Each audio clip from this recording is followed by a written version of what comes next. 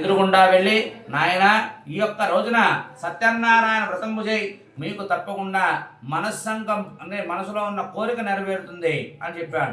మరి ఇంటికి వచ్చాడు, వ్రతం చేయాలంటే డబ్బు కావాలి, ధనం లేదు అని చెప్పి స్వామివారికి ఆ రోజు నిద్రగాచాడు. పొద్దున్నే లేచాడు, స్నాన సంధ్యానుష్ఠానం నెరవేర్చుకుని స్వామి ఈ రోజు ఎంతైతే వస్తుందో మొత్తం నీకే ఖర్చు పెడతాను అని చెప్పి బయలుదేరాడంట. ఆ యొక్క గడియ మొత్తం అనుకూలంగా స్వామివారి అనుగ్రహం వలన పూటకే మొత్తం అంతా కూడా బాగా వచ్చి ఉన్నాయి. మరి అంతా తినలేడు కదా, మొత్తం ఖర్చు పెడతా అన్నాడు. ఆ యొక్క ఊరిలో ఉన్న జనులు అంటే జనాలు అందరినీ కూడా పిలిచాడు. చక్కగా ఉన్నంతలో చక్కగా చేస్తూ ఉన్నారు ఆ యొక్క కార్యక్రమం.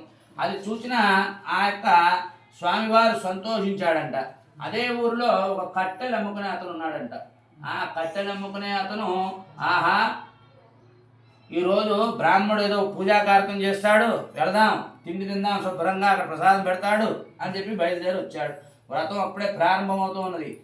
చూశాడు, ఇది సత్యదేవుని వ్రతం, మనం ఈ యొక్క వ్రతం చెయ్యొచ్చేమో అడుగుదాం, దీనివల్ల మనకు కూడా డబ్బు కలుగుతుంది, ధనం కలుగుతుంది అనుకున్నాడు. వెంటనే స్వామివారి యొక్క బ్రాహ్మణోత్వం పిలిచాడు. ఓయి బ్రాహ్మణోత్తమా, మీరే ఆచరించాలా, మేము కూడా ఆచరించవచ్చునా ఈ యొక్క వ్రతం అని అన్నాడు. మీరు కూడా ఆచరించవచ్చు నాయన అని తెలియపరిచాడు.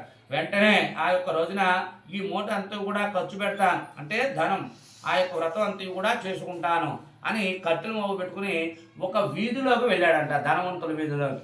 అందరూ కూడా రూపాయి ఎక్కువ ఇచ్చుకున్నారు దగ్గర వస్తువులన్నీ. అటునుంచి అటే బజార్కి వెళ్ళాడు, సామాన్లన్నీ కూడా గ్రహింపడం అంటే తీసుకొచ్చుకున్నాడు.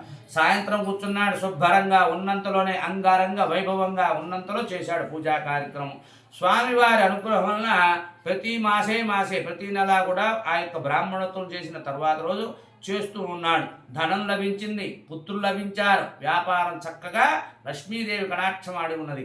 పౌత్రులను అనగా మనవలను కూడా పొంది ఉన్నాడు. చక్కటి ఆ యొక్క శివ సాన్నిధ్యాన్ని కూడా పొంది మోక్షాన్ని పొంది ఉన్నాడు కట్టెలు అమ్ముకునే అతను. ఇదే ద్వితీయోధ్యాయ సమాప్త. శ్రీమద్ రమణ గోవిందో.